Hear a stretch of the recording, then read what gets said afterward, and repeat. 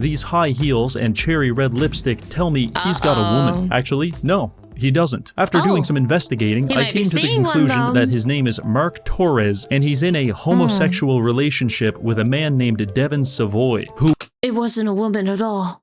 Oh no. We were all wrong! It was a setup from the start. Last video, we committed crimes. Today, we're probably doing that, but in the name of private investigation, which is different, right? Reggie is a man of taste and cunning, so him solving crimes via UV light makes sense. I'm just a bit concerned about what he'll find. Crooks in this game are just a little bit odd. Surely I'm not the only one who feels this way either.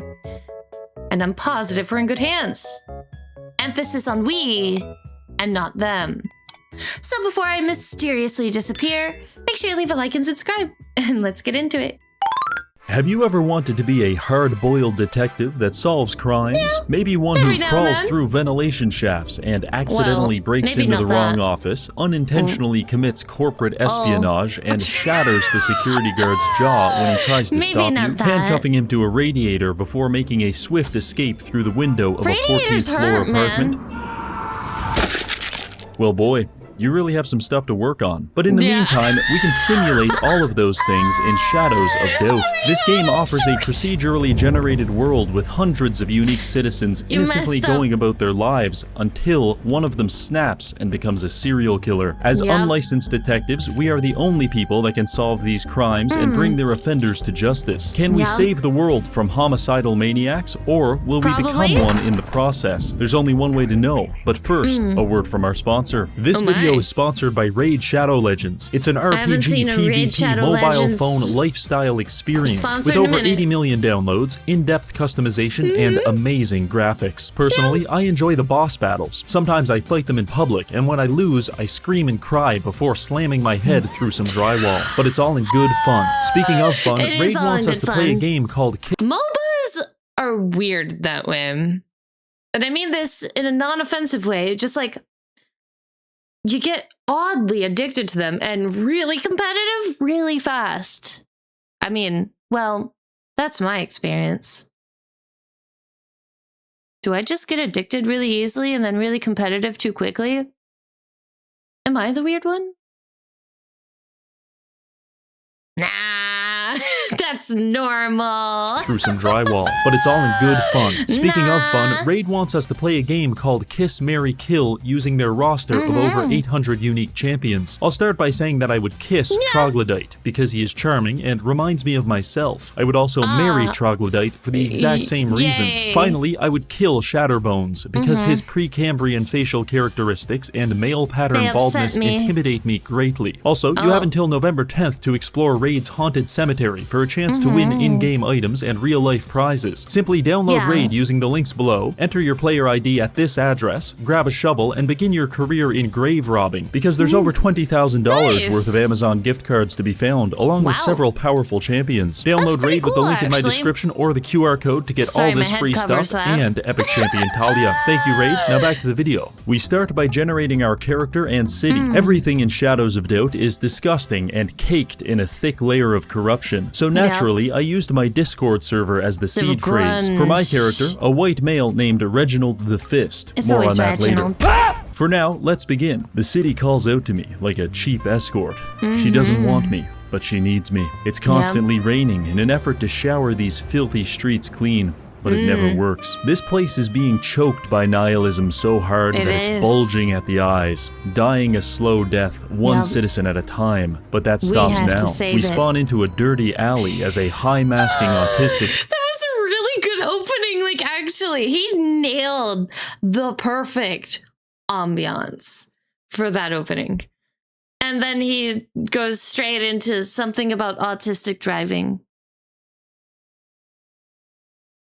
I love you, Reggie. Please never change. Please. That's never, ever, ever change, man. But that stops now. We spawn into a dirty alley as a high-masking autistic man who, judging by my surroundings, is also probably homeless. Perfect. It's just like real life. I spend some time trying to get in character by rummaging through dumpsters and jeering at passersby. Eventually, my character gets cold and I have to huddle up next to someone who is almost certainly a sex offender for warmth. It was at this point I decided I do not enjoy being homeless, and so I went out looking for work. I've never actually played this game before, so my job search consisted mostly of me getting lost, accidentally breaking into a store, and also throwing bar stools at a janitor. Eventually, I found a man who looked suspicious. He's darting all— The game definitely just like tosses you in there and says, all right, go figure it out, private investigator. Do your thing, save the city or town or whatever. It's definitely not insanely handholdy, but at least there is a bit of a tutorial. I know we've had, I think 2 or 3, no, I'm going to say 2, maybe 3 Shadows of Doubt videos. So I don't really have many questions per se, and I might, pause to share my, own little tidbits here and there. So I'll try not to repeat myself, but I do like this game. Yeah, it's good. Bar stools at a janitor. Eventually, I found a man who looked suspicious. He's darting all over the road in a way that made me believe he's either a serial killer in a manic state, or he has just ingested a vial of amphetamines. Either way, I'm interested. I asked him for his fingerprints. He told me to piss off before clearing his throat and running down the street as if he was trying to dodge a series of snipers. Obviously, I followed him, and what I found was truly horrifying. The man climbed into the back of a food truck and began selling hamburgers. He's killing people all right, but he's doing it slowly and legally, so there's nothing we can do. I sunk into a pretty big depression after this and wandered my way to a nearby bar. As it turns out, this was my lucky break, because I found a bulletin board with several side jobs listed on it. Arresting a dangerous criminal, committing corporate espionage, and stalking people were all offered, but obviously I had to go with the fourth option, a note that simply read, humiliation, no questions asked, no questions answered, which was a great policy, because I really didn't want to know why the note was spattered with an unidentified white liquid. I called the number and they told me that at exactly 7:20 p.m. a payphone in the Thacker Street burger joint would ring, and I must answer it for further instructions. Quickly checking my watch, I notice it's already 7:20 p.m. I panic and begin sprinting to the burger joint, only to realize it was literally 10 feet across the street from where— Yeah. I had this exact experience. Because, like, the map, I get lost so easily. Yeah. I've lost out on jobs and money because I couldn't locate an area that was literally right in front of me. Horrible. I feel like this has to be a universal experience because, well, this is confirmation I'm not the only one. Sprinting to the burger joint, only to realize it was literally 10 feet across the street from where I started. The person I am working for is a fucking idiot. I answer the phone and my client explains that they have a target they want me to humiliate, and they've hidden a briefcase with the target's details somewhere inside the restaurant. Finding it was quite simple because I literally watched it spawn in. I took a seat at a booth and popped it open. This was when I realized my client must have recently survived a motorcycle accident because he clearly has catastrophic brain damage. Why do I say this? Because the only information they gave me about the target in this entire briefcase is that they are 27 with short black hair and that they work at the burger joint. That could be just about every Asian in town. Now, done with the suitcase, I throw it at a small child as hard as I can, but I miss. Damn it. It's the cashier. It's the cashier.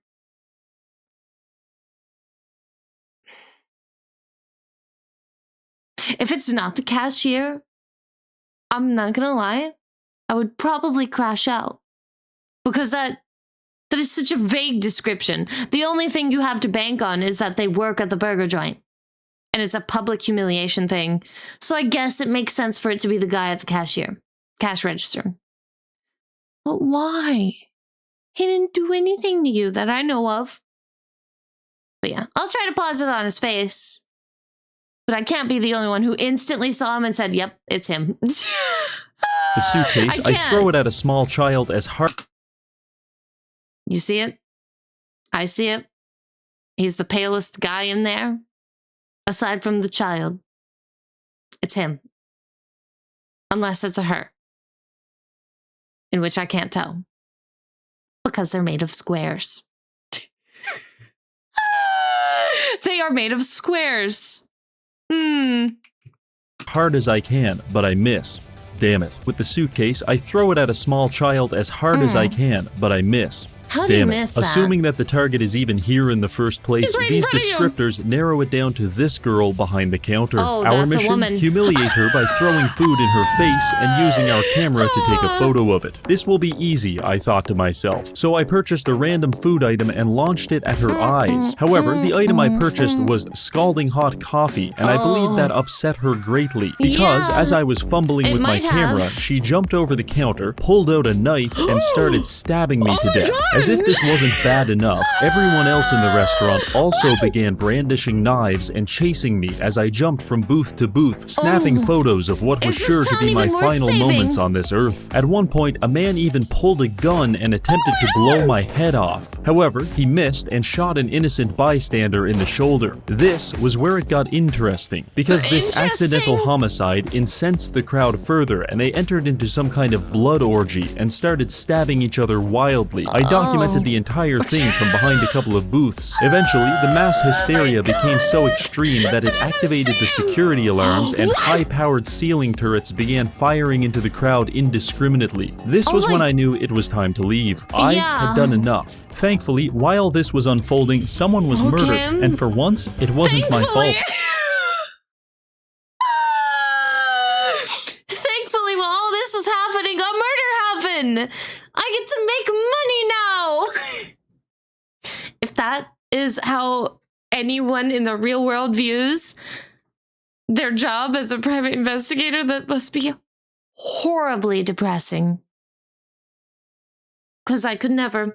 I worked in life insurance for a very short time, and that was insanely depressing.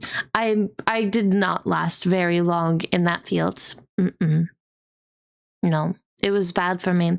I can't imagine the weird, awkward feeling.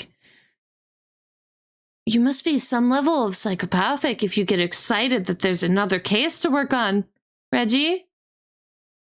Thankfully, while this was unfolding, someone was murdered, and for once, it wasn't my fault. No, Ladies and gentlemen, we have our first real case. The crime scene is at 903 Williams Park, so I ran there as fast as I could, which was actually very slowly. You see, someone in the diner stabbed me in the leg, and I can't afford a splint because I spent my only money buying a coffee to disfigure a young woman. So anyway, I limped my way there. I arrive at the destination and confirm it's the right place because it looks like a shithole. Honestly, I'm surprised it even took this long for someone to be murdered here. I take the elevator up to the 9th floor, and after checking for witnesses, I sneak into the crime scene. It doesn't take me long to locate the body. This man has been beaten so viciously that I legitimately cannot identify any of his body parts. But I'm pretty sure he's wearing his glasses on his foot. I examine the body and learn that he's been killed with a pistol or revolver between 5:30 and 6:45. Above him, a message scrawled in his own blood. It reads, "Put a pin." I find a business card that completes the sentence. I don't know what it means, but I do know we're dealing with a real sicko here. My years of training kick in, and I immediately begin trying to locate his wife. When a man is murdered, it is always the wife. And unless our victim moonlights as a drag queen, these high heels and cherry red lipstick tell me he's got a woman. Actually, no.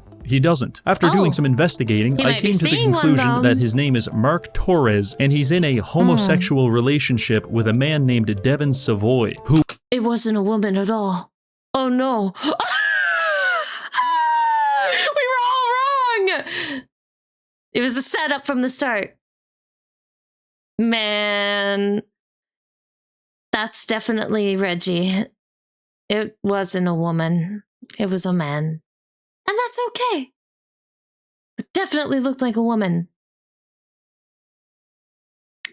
Rip. Torres, and he's in a homosexual relationship with a man named Devin Savoy. Who wears the lipstick? That's between them and their god. I dusted the entire apartment for prints, but there's nothing here. The killer is good, but I'm better. I just need to think. I pry open the door on the fridge, grab a gallon of milk, and begin chugging it to help me Synth focus. milk? Instead, it makes me nauseous and I Ew. vomit all over myself, Oh, I thereby don't think that was acquiring the milk. smelly debuff. This one is annoying because if you're trying to sneak around, people will actually detect you because of how badly you stink so but bad. one quick over-the-clothes shower later and we're back in business. I attempted to access Mark's computer to check for incriminating emails, but it's password protected. This note says his password is his year of birth. However, I genuinely have no idea when that is, and Yeah. looking at his mangled body isn't giving me any clues. Fortunately, been I think I know how to 01. find out. He works in an office on the 10th floor of Swanson Parks. If I can break in, they should have his employee file, which would contain Yep. his date of birth and his work It would. computer. I slipped out of the crime scene and started making my way there. You may notice I have a lot more money than when I started. That's because Yeah. I was stealing a lot of things from Mark's apartment. I arrive at the office after Mark had a whole fluffing diamond? And he was okay? Working HR? Oh, Mark, you deserved better. That's horrible. I really hope it wasn't your significant other who murdered you. Even though you're just a character in a video game. It'd be sad. Really sad. But I feel like it was. So that's my hypothesis. when I started. That's because I was stealing a lot of things from Mark's apartment. dare you. I arrive at That the poor office man. after hours to find it empty, but protected by a series of security cameras and auto turrets. The doors Yeah. are locked, but I've got an idea. I make Wait my for way to the open woman's hour. washroom where I find a ventilation duct, and after Oh. prying it open, I slide myself inside and begin Yeah. crawling my way toward the office. After a considerable works. amount of aimless wandering, I find the vent into the office and lower myself down. Briefly fumbling around, I find the light switch and begin exploring, only to realize this isn't the office at all. Instead, I've just broken into a random woman's apartment in the middle of the night. In a panic, I scurry back into the air vent and make my escape. Eventually, I do that's find my way terrifying. into the office, and after sneaking my way to the power box, I'm able to disable the security systems. Now Good. unburdened by the concept of consequences, I begin rifling through drawers and cabinets, stealing small change and lockpicks. However, I find a troubling amount He's like, now that I know I'm not in danger, I'm robbing them. I'm robbing them, and then I'll focus on the objective. I can't English today. Oh my god. He's going to take everything I have. You know what? I don't blame you. No evidence, right? It's not like they have UV lights and they're going to scan for fingerprints and try to hunt you down. You're the private investigator, not them. Wow, I sound horrible. Well, nothing you can do about that. drawers and cabinets, stealing small change and lockpicks. However, I find a troubling amount of what I can only assume is industrial-strength methamphetamine. I also found some of this in Mark's apartment, but I didn't realize the problem was so widespread. We're dealing with an entire office full of meth heads. This case You gotta is getting save 'em. dodgier by the second. After filling my inventory with crystal meth for evidence, I proceed to the manager's office. This is where Evidence Mark's file indeed. would be. However, it's locked. I attempt to smash through the window with a chair, but either the glass is too thick or the chair is too soft. So I settle for Both. slithering my way into another ventilation duct. I use it to gain access to the main office and quickly locate Mark's file. And there it is, his birthday. From here, we sprint over to his 1939. computer, punch in the code, and begin scouring his emails for anything helpful. I found an email from a Nigerian prince begging I need your help.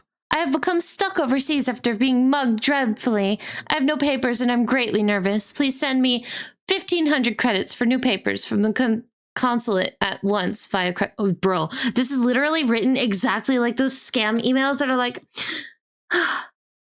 I'm with your only child.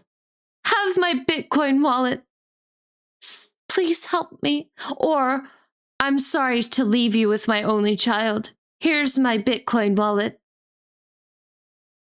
Really? I really hope people don't fall for those. Because it's so obvious. Scouring his emails for anything helpful. It's so I found an obvious, email from a man. Nigerian prince begging for money, a message from his manager asking about explosions, collapses, depressurizations, but not dismemberments, and finally several emails from a gay dating website. I quickly double-checked that I hadn't accidentally logged into my own email. Unfortunately not. There's just nothing helpful here. It was also very stressful trying to figure this out at his desk, because every 5 minutes the cameras would turn back on, and I'd have to sprint to the breaker box before the turrets could begin shooting me to death. I think it's time to regroup and follow a new lead. First, we have to get out of this office. I work my— Weird question. Weird question. I know, please don't judge me. I don't mess with breakers IRL. I just don't. So, is it normal in this game? Like, does it correlate to real life how the breaker just somehow turns itself back on? Is that a thing that can happen in real life? Because, that's something that always got to me a little bit. I was like, why are you allowed to reset yourself? And I never stopped to consider maybe that's a thing that's possible IRL that I just don't know about because I don't touch the breaker box type thing. Yeah. Have mercy on me. I'm just ignorant.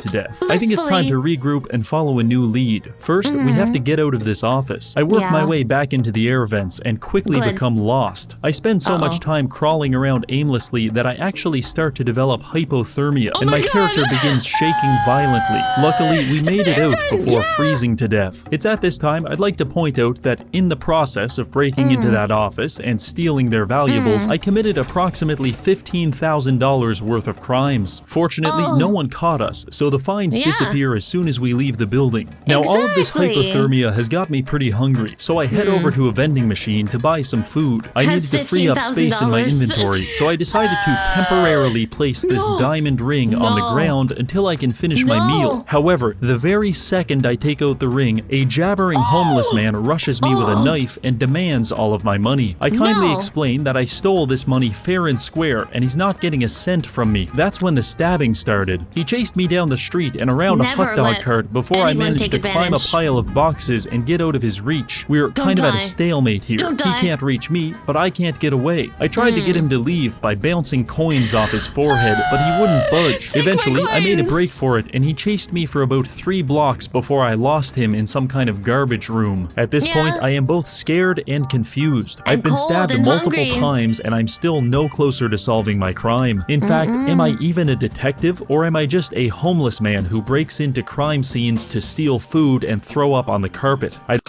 That's a really great question. Are you gonna let yourself align with that?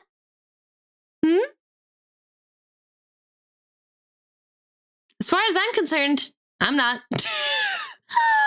I am not. But if you view yourself like that, maybe you are. Unless, you don't. A homeless man who breaks into crime scenes to steal food and throw up on the carpet. I don't know. We can solve that mystery later. For now, I decided to focus my attention on Devon Savoy. He's the spouse of our victim, and he's also missing in action. Fairly suspicious. I used his business card to find his office, and upon entering, I was able to bribe the receptionist to give me a guest pass. After rifling through Devon's desk, I found his headshot, several unguarded coins, and a sync disc. Useful, but not incriminating. In case you're wondering what a sync disc is, it's basically a cybernetic augmentation. The one I stole from Devon is particularly creepy. It's called Bathroom Hygiene Inspector, because once you slot it in, you get paid $40 for every photo you take inside a public washroom, with a bonus if they're particularly dirty. Naturally, I had to have this, so I climbed inside this terrifying machine, installed the sync disc, and upgraded it fully, so we're now making $100 per photo. This was actually so lucrative, I briefly considered retiring from detective work to become a full-time full-time bathroom creep, but it's not uncommon for women to respond violently when I take photos of them on the toilet. And you can only get shot in the head so many times before you realize that this job might not be working out. So I made a few $100s and got back to work. Resuming my investigation on Devin found me searching through the security tapes at his office. That's when it happened. The murderer struck again. You see, in Shadows of Doubt, there is only ever one active killer, and they strike every 24 hours, which is awful, but also gives us more evidence. So I sprinted through the snowy streets and made my way to Mariga Terrace. After taking the lift up, I find a hollow-eyed Asian man standing in the doorway. The hallway behind him is speckled with blood, and he's giving me a very authentic 1,000-yard stare. The police are doing something in the apartment, so I settle for interrogating this strange man while I wait for them to leave. His name is Yuka Harada, and he's actually very helpful. He gives me his fingerprint, a description of a suspicious person, and just as I'm about to ask him for some spare change, gunfire rings out. The police officers start shooting at Yuka and then slam the door in my face. He tries to escape and pull a panic alarm, to which the cop replies, you're Chinese. And shoots him in the back of the head. You see, cops do exist in this world, but from what I gather, their only purpose is to assault minorities. Perfect. It's just like real life. Anyway, I just observed two police officers gun down an innocent man and then pretend like nothing happened. And as the only witness, I was a little terrified. So I took the elevator downstairs, drank a bunch of mouthwash to calm my nerves, and then returned to the crime scene and let myself in. It's another grisly murder. This time, 43-year-old Dontrell Baldwin. Same murder weapon, time of death between 11 a.m. and 12 p.m. So these are probably people that the murderer has had interesting relationships with. Because our suspect that we haven't caught yet seems to be a very interesting man. A bit weird. He had a really weird disc that gave a really oddly specific upgrade. So there must have been maybe cheating involved. I'm not sure. This is an interesting one. I like seeing what the game comes up with. Dontrell Baldwin. Same murder weapon, time of death between 11 a.m. and 12 p.m. I dust the entire house for prints, check the phone records, and hack into the computer to search for evidence, but there's nothing at all. In an effort to focus myself, I open the fridge and begin eating a steak, only to realize it's raw and I forgot to cook it. Disgusting. I did find some mysterious objects laid out in his bedroom. It's either a collection of lawnmower blades or a small army of garden gnomes. Too early to say. While exploring the apartment, I decided to close the blinds for some privacy, and there it was, the killer's call sign, taunting me mercilessly, like all of those people that actually graduated high school. I sat down and tried to profile our criminal, perhaps a jealous neighbor driven mad over Dontrell's impressive collection of lawn ornaments, or maybe a call girl looking for a little extra cash. It probably wasn't the spouse, because they were being very cooperative. That's when it dawned on me. Could the police be in on it? As soon as someone finally started giving me some answers, they ventilated his skull at point-blank range. Something stinks here, and for once, it's not me. When solving crimes, it's important to look for patterns. So I looked very hard and found only two things in common between the victims. One, they are both in homosexual relationships, and two, they're co-workers. I like the idea of a homophobic serial killer, but short of going undercover as a power bottom, I wasn't sure how to pursue this lead. So instead, we focused on the workplace connection. It's day 2 of the investigation, and I was a little confused on how to proceed. I've already investigated Dontrell's workplace, and I'm not going to lie, I spent most of the day getting beat up in public washrooms. It's all kind of a blur. He's like, I'm still taking photos of everybody. This is like the only side hustle I have keeping me afloat at this point. Because he can't locate this bad murderer. He just can't. Impressive. My hat goes out to you once again, game. I spent most of the day getting beat up in public washrooms. It's all kind of a blur. I think at one point I punched a child. Eventually, I emerged from this fugue state on a bench outside of Commerce Inc. I've been waiting here for the past 13 hours without interruption in an effort to find Devin Savoy. His work schedule says he'll be here any second, and look at that, there he is, unlocking the office door and briefly quantum tunneling through reality. I interrogated him, and he was definitely suspicious. I asked him about Mark, and he refused to make eye contact with me, so I began shaking with both rage and hypothermia, a deadly mix. Eventually, I let him go about his workday while I stalked him through the office. That's when it came over the radio. Another murder. This time at 1201 Williams Park. I'll deal with you later. I rushed to the crime scene as fast as I could. Last time, law enforcement beat us to it and contaminated the evidence. We can't let that happen again. Unfortunately, we were too slow. Probably because of all of the stolen goods I've been hauling around in my personal evidence locker. Either way, this caused me to enter a blind rage, and I used my knuckles as tools of holy righteousness to beat the police officer into a coma. You should print the officer and do an investigation on the officer. I don't know, that he seems oddly volatile for a police officer trying to do his job. You know what I mean? Like there's a difference between exercising caution and trying to hide something. And the police are oddly quick to these scenes. Maybe it is the officer. Because the guy was at work. Or he could have done it right before work.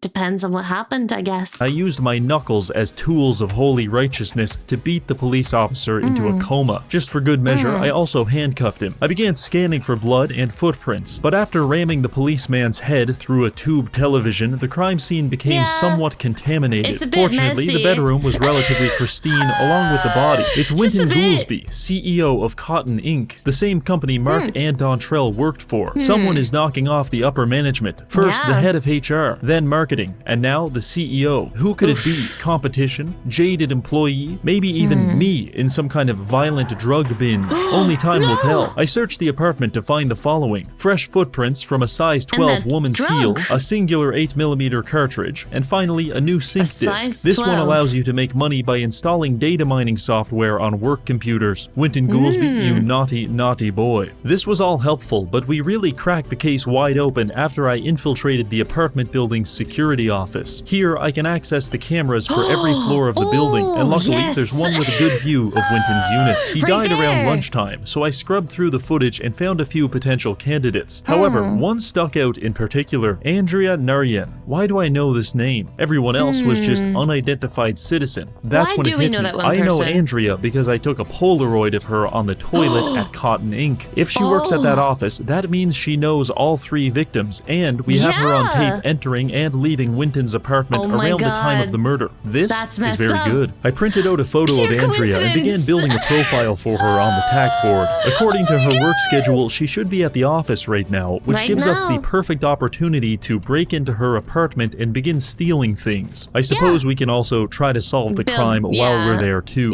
501 Roth Building, this is it. I dim the lights and kick the door off its hinges. I begin exploring, and judging by the way she decorates her apartment, I already know she's a psychopath. Red leather? Yeah, red leather. Red furniture in general. Unless you're trying to fit a certain like vibe, maybe like a 50s type thing. Yeah, no. That's not. You're weird. You're weird psychopath. What are you doing? Why are you doing the things you do? Literally any other color. Now, to those of you who have red furniture that are possibly viewing this video, I mean absolutely no offense to you. Okay? But consider, maybe, just maybe, unless it fits the vibe that you're going for, why?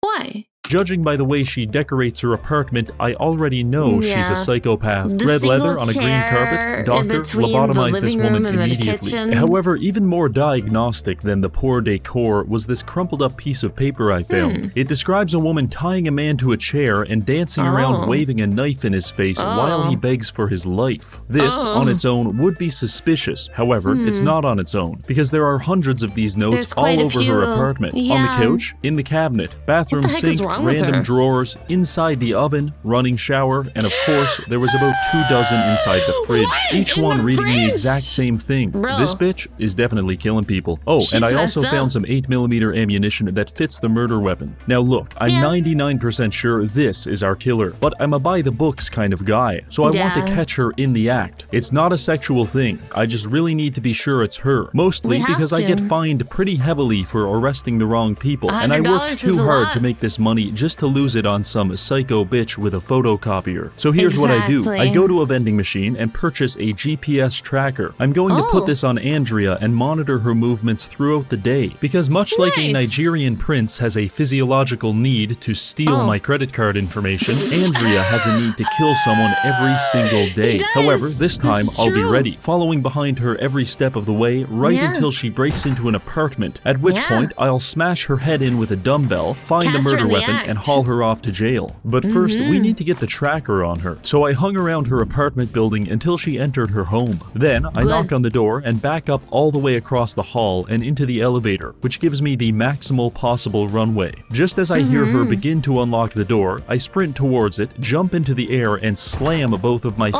Oh. into it at the same Oh. time. The door smashes into Andrea's skull and renders her Eesh. instantly unconscious. Oh, She'll wake that's up in a messed few up. hours thinking she's just been hit by a sledgehammer, but apart from that, Yeah, she'll be something like fine. that. I place the tracker on her and escape to a nearby diner. From here, I can She can't monitor get her mad. exact movements not just through the city, but even throughout her own apartment. For example, wow. she's currently in her wash. I genuinely had no idea about the trackers. I've never used the item.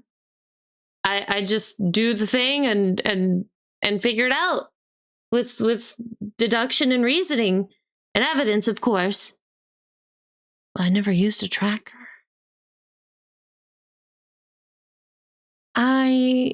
I want to use a tracker now. Yeah, I'm gonna do it. I'm gonna do it. Not just through the city, but even throughout her own apartment. For example, she's currently in her washroom checking to see how many teeth she's missing. So here's the plan. I'm going to sit That's in this messed diner up. and monitor Andrea for the next 24 hours. However, the 24-hour cycle in this game is pretty long, so we'll be taking micro naps in 15-minute increments and checking on Yeah. her position in between. Hopefully, that's not Good. enough time for her to murder anyone. The plan was Hopefully actually not. working very well. I started shift at 7 p.m. and midnight came and went without any trouble. 1 a.m., Good. 2, 3, 4. I made it to 8:45 and still no movement. She'll be going to work soon. I'm starting to think I was Yeah. wrong about Andrea. And that's when it happened. I took another nap, woke up at 9 a.m. and she's on the move. Her GPS signal is leading me to this building. It's not her Good. apartment and it's not her work. She's gonna 9:13 do a.m. something. Williams Park, 3rd floor. I catch up to find her standing outside the door of someone's apartment. She's in some kind of a daze, and after snapping a few photos for evidence, I managed to Evidence sneak indeed. past her and enter the flat. That's when I find it,